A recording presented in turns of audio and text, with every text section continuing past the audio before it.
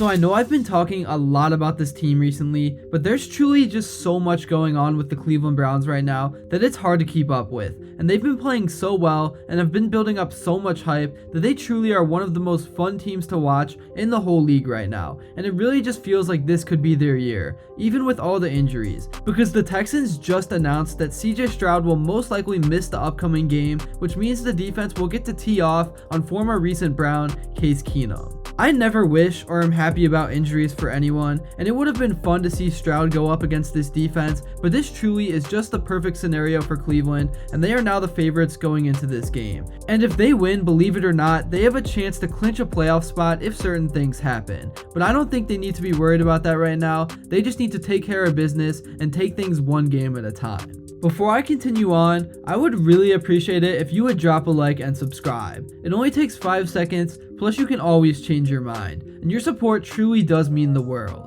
Alright, so like I said, the Texans will be starting Case Keenum next week against the Browns, and even though they pulled off a crazy win against the Titans with him last week, the Browns defense is a completely different story. And last week, we saw Justin Fields struggle to move the ball all game on this unit, so against a backup QB, they should feast. And I hope Myles Garrett can run up his numbers, because over the last few weeks, he's kind of been getting hosed. And it's always tough for him because he gets doubled and triple teamed almost every single play of the game. And it was ridiculous when the NFL fined him for calling out the refs, because he was literally just speaking facts. He does get held on just about every play, and it's not like he did it in anger or anything like that either. He was just saying how it is and wanted the NFL to correct it. But in this league, we all know the refs will never be held accountable. And honestly, after he made all those comments to the media, he got even less calls in the following game versus the Bears. Like, there was one play where he straight up was gonna get a sack, but got thrown to the ground by his jersey and nothing was called, with a ref standing right in front of it. But yeah,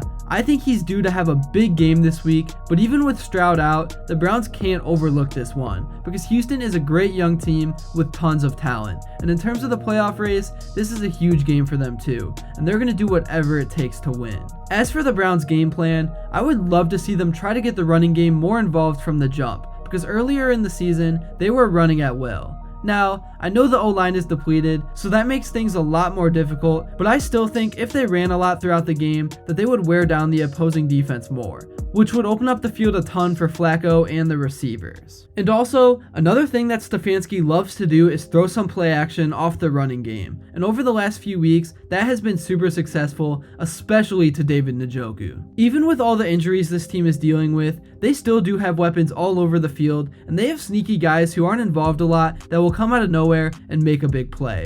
For example, that play to Marquise Goodwin in the fourth was literally the play of the game. And like I've talked about a million times, it's been so nice to watch Flacco play with the experience that he has, because he just knows how to win and how to get everyone involved. And it's been impressive how fast he's adapted to this new team, because it's one thing for players to finally get a shot who have been sitting on the sideline all season, but he literally wasn't doing anything 4 weeks ago and ramped things up from 0 to 100 right away, and learned a very complicated offense on top of that. But yeah, that's really all I have to say for this video. I just wanted to make a quick update on the Stroud situation, because this truly was big news. And this is just the year of the Browns catching big breaks. They beat the 49ers off of a missed field goal, they beat the Colts due to some questionable calls, and they beat the Bears when the game was literally in their hands. And now they get to go up against Case Keenum for a chance to clinch the postseason. And let me know your score predictions for this game in the comments below. Thank you all so much if you made it to this point in the video, and if you enjoyed and haven't yet, make sure to drop a like and subscribe, because your support truly does mean everything.